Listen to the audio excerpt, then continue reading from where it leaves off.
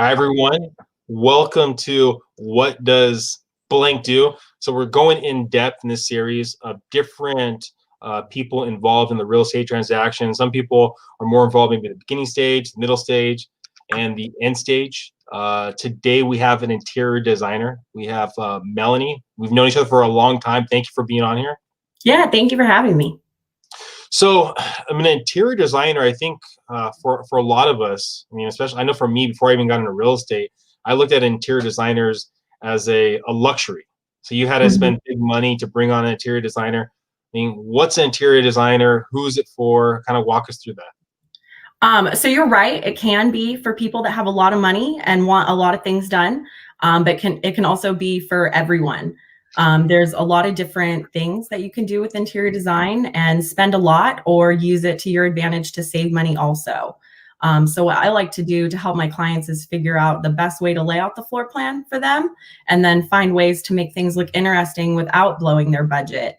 And that's been really fun for me. I do enjoy designs that are no budget and sky's the limit. But I enjoy the challenge of keeping things realistic for everyday people also at the same time. So what does an interior designer do? So if someone called you up, right, and they reached out, what do you do for them? We start off having a conversation just to see what their needs and expectations are, where they're at with their project, whether it's something new or just a simple change in a room or paint color. And then I'll walk the site and create a floor plan with them, kind of going over more ideas, discussing budget of if we're moving walls, if we're not moving walls, and then come up with a game plan based on those decisions to get the best feel and comfort of the home while staying within their budget. So I usually am out there before any construction starts, but there are times where I'm called after construction starts because there's an issue and we need to resolve how to move forward.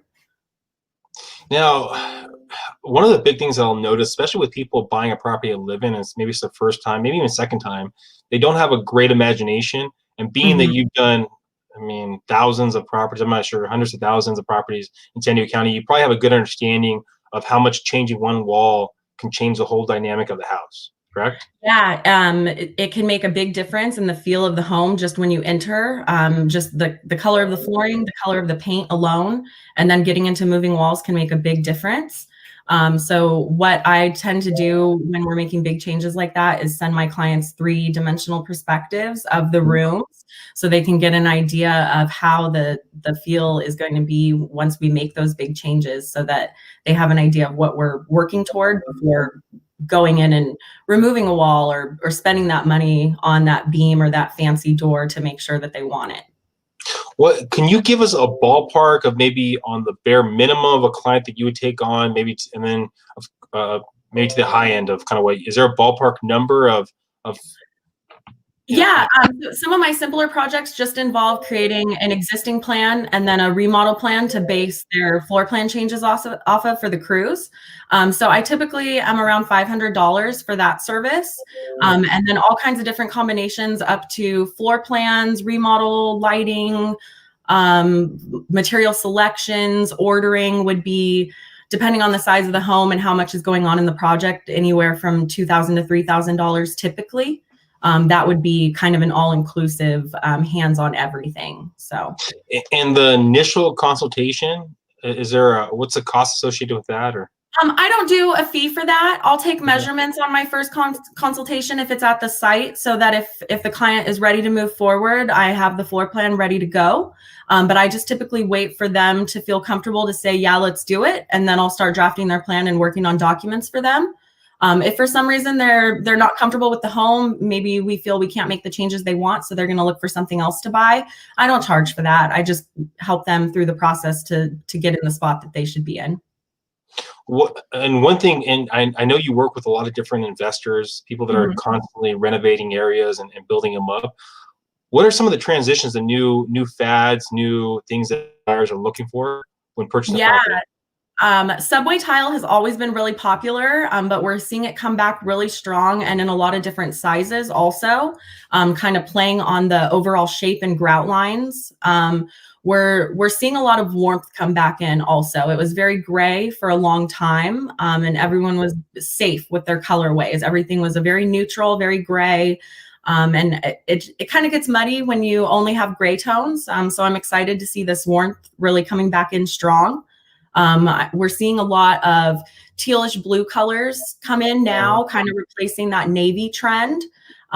So there's color of the year coming up for 2021 across the board is a very cold tealish blue color. So I think that'll be nice to play off of warm floors, natural wood accents, floating shelves, stuff like that, with still very light walls. It's leaning toward interior walls being almost white.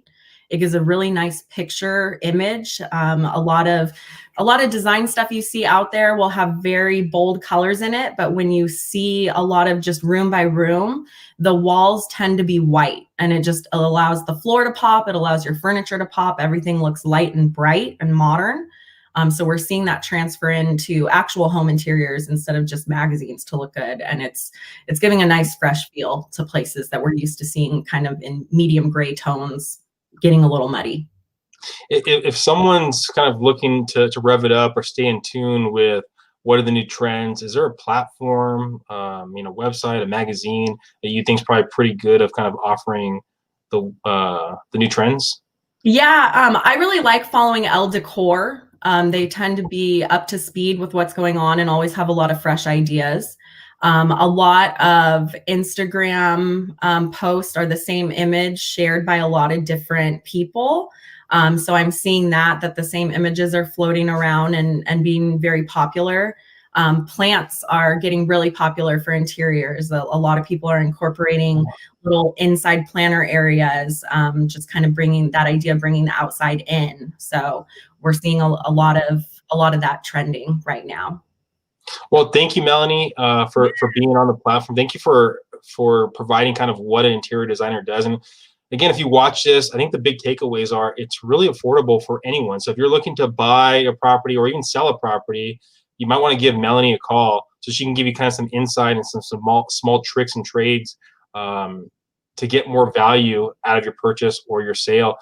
And again, also too with helping the person, if they do bring you on, you're usually able to see what's going to save them the most money when you're dealing with contractors, supplies, and things like that too, correct? Yeah, absolutely. We're able to show our vision to the contractor and then discuss his side of the budget at that point and be able to make decisions ahead of time to really get the best outcome.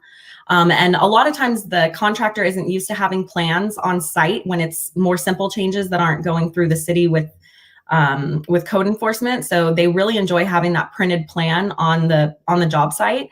A lot of times what I charge for my services to just create a plan, you end up saving more in labor for the crew being able to move along quicker, having that plan right in front of them. So a lot of times my services end up paying for themselves. And then if you're doing design along with it, you end up having it look great without the headache of worrying if you're choosing the right things on your own. And then the crew's done sooner than they would have been without my help. Perfect. Well, again, if you need an interior designer, reach out to Melanie. We'll have all our information in the description below. And if you have any real estate questions and maybe Melanie's unavailable or you can't get me, try me again and leave a voicemail, 858-345-7829. Thank you, Melanie. Thanks, Vinnie. Bye.